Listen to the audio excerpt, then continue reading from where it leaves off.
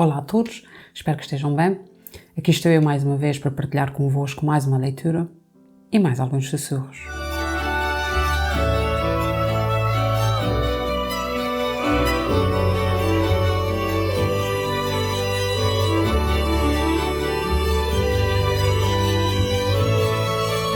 Meu nome é Malvina Sousa e hoje neste espaço, quando os livros sussurram, vou partilhar convosco excertos do conto A Bailarina, de Irene Lisboa, retirado do livro Uma Mão Cheia de Nada e Outra de Coisa Nenhuma, livro de contos muito interessantes e que merecem divulgação.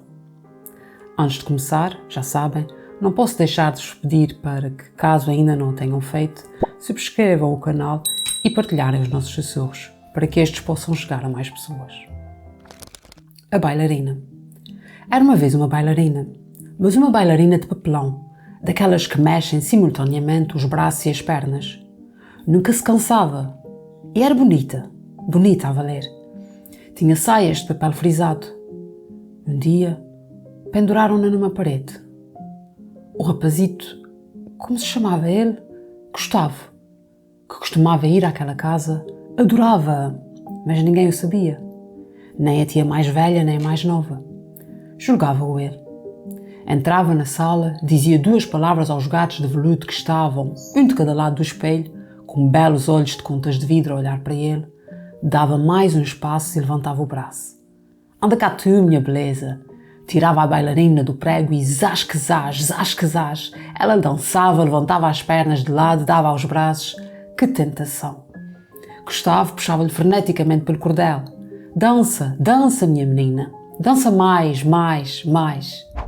O conto que aqui vos trago hoje começa de uma forma tradicional, com o famoso Era uma Vez, e conta-nos a história de uma bailarina que, como viremos a saber, fez parte da infância de uma criança. Logo no primeiro parágrafo, que constitui a introdução deste nosso texto, ficamos então a saber da existência desta bailarina, o que inicialmente nos pode levar a pensar que se trata de uma personagem humana da história.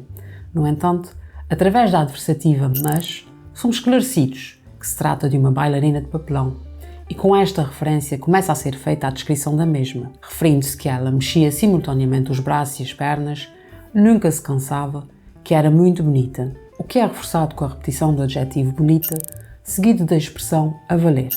E ficamos também a saber que tinha saias feitas de papel frisado. Logo depois desta caracterização direta da boneca, eu recordo que se trata de caracterização direta por estar diretamente referida no texto, aqui pelo narrador, que sugere um papel ativo para esta bailarina. Eis que somos confrontados com a frase "um dia penduraram-na na parede", levando-nos a pensar, erradamente, que afinal esta terá deixado de ter utilidade, interesse e importância. E é então aqui que entra a personagem que vai mostrar precisamente o contrário.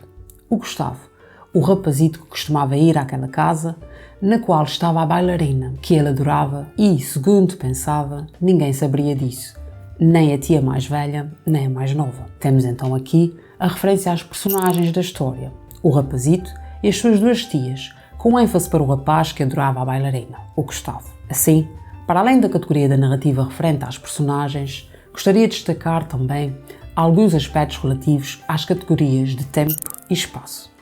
Deste modo, temos referências temporais em um dia e espaciais com aquela casa ou na sala.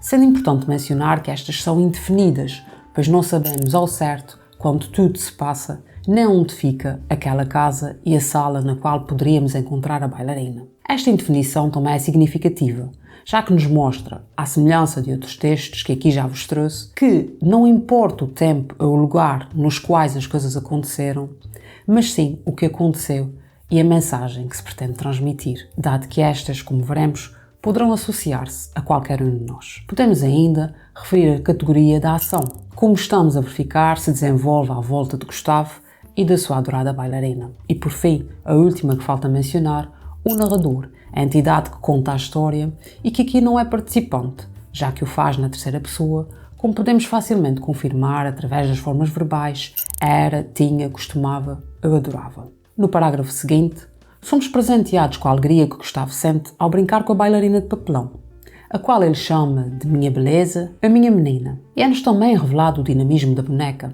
seja através das expressões zás que zás, da enumeração ela dançava, levantava as pernas de lado, dava os braços, da repetição de mais quando o rapaz lhe pede que dance mais, ou ainda do uso do advérbio do modo freneticamente, levando o leitor a conseguir imaginar a situação que aqui é descrita e a sentir a emoção de Gustavo, ainda mais forte pelo uso das várias exclamações presentes no texto.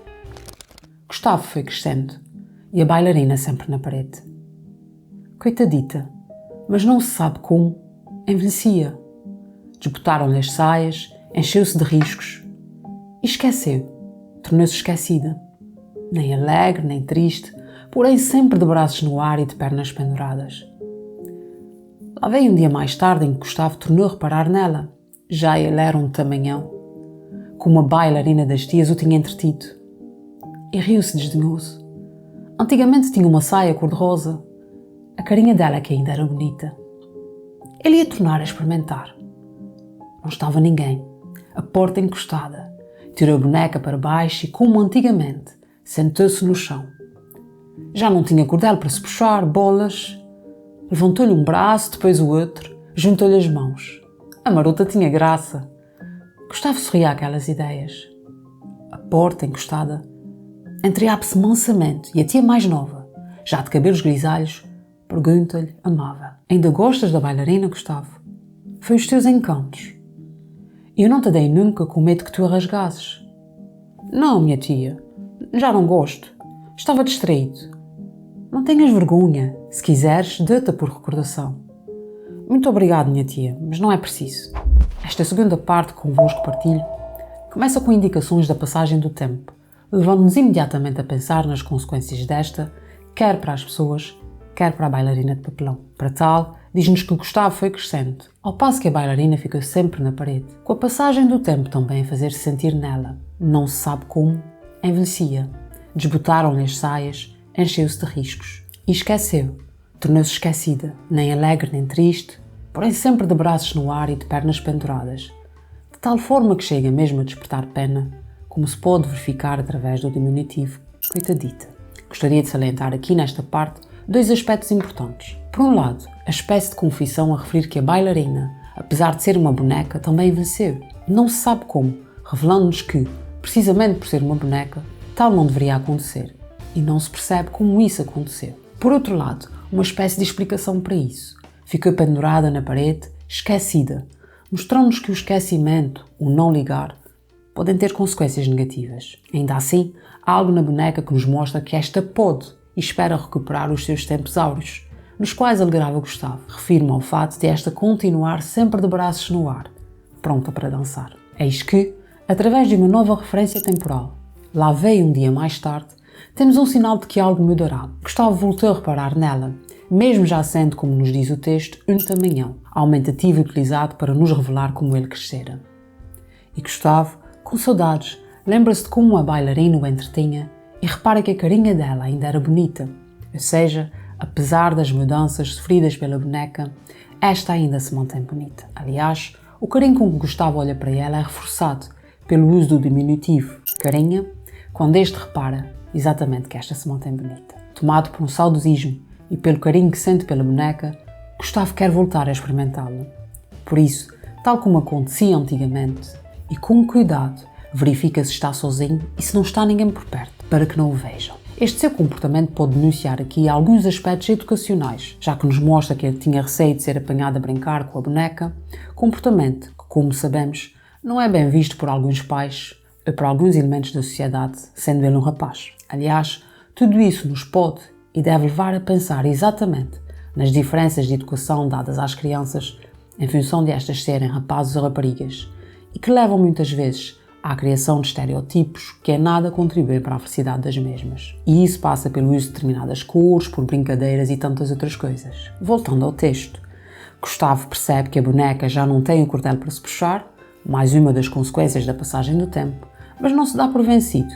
E ele mesmo lhe levanta os braços, fazendo parecer que esta dançava, tal como antigamente acontecia. E Gustavo sorri com o que acontece e com aquilo que pensa. É nesta altura que a porta se abre lentamente, e como diz o texto, mansamente. Advérbio de modo que nos revela o cuidado da tia mais nova ao abrir a porta, que é reforçado pelo adjetivo amável. Também nesta vemos os resultados da passagem do tempo, uma vez que apresenta já cabelos grisalhos E nesta altura ficamos a saber que, afinal, ao contrário daquilo que Gustavo pensava, a tia sempre soubera da sua adoração pela boneca. A esta revelação, o rapaz reage, mostrando-se envergonhado, provavelmente pelos motivos que já aqui referi, e também por constatar que, afinal, o seu segredo não era, afinal, segredo. A tia quer oferecer-lhe a boneca, mas ele diz que não é preciso. Ao contrário do que aconteceu com a bailarina e com a tia do rapaz, que nos são apresentadas com caracterização direta, Gustavo é-nos aqui caracterizado de forma indireta, pois percebemos algumas das suas características, como a timidez,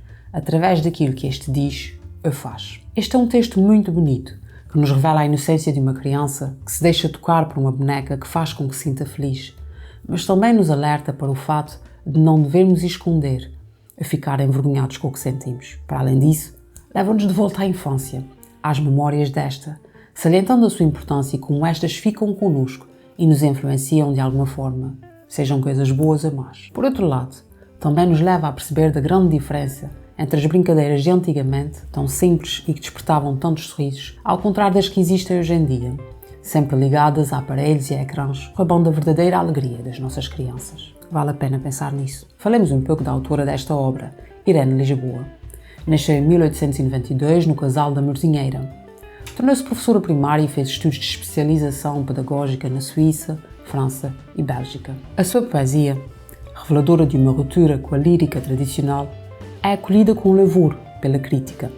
Revela uma escrita confessional, autobiográfica, com atenção a momentos simples do dia-a-dia, a observação dos mais humildes, acompanhada de crítica social. Estas são marcas que a distinguem de muitos outros escritores, oferecendo-nos imensas e grandiosas obras, como a que aqui vos trago, Uma Mão Cheia de Nada Outra de Coisa Nenhuma, na qual podemos encontrar este conto, assim como tantos outros, bastante sugestivos, tal como é o seu título. Podemos também falar do livro Queres Ouvir Eu Conto, O Pouco e o Muito, Um Dia e Outro Dia, entre tantos outros. A nossa autora morreu em Lisboa em 1958. Espero que tenham gostado mais este momento. Antes de me despedir, peço-vos novamente para subscrever o canal e partilharem esses sussurros. Despeço-me prometendo voltar na próxima quarta-feira para mais um momento de partilha com quem está deste lado. Até lá, não se esqueçam, é importante estarmos todos atentos, porque os livros sussurram.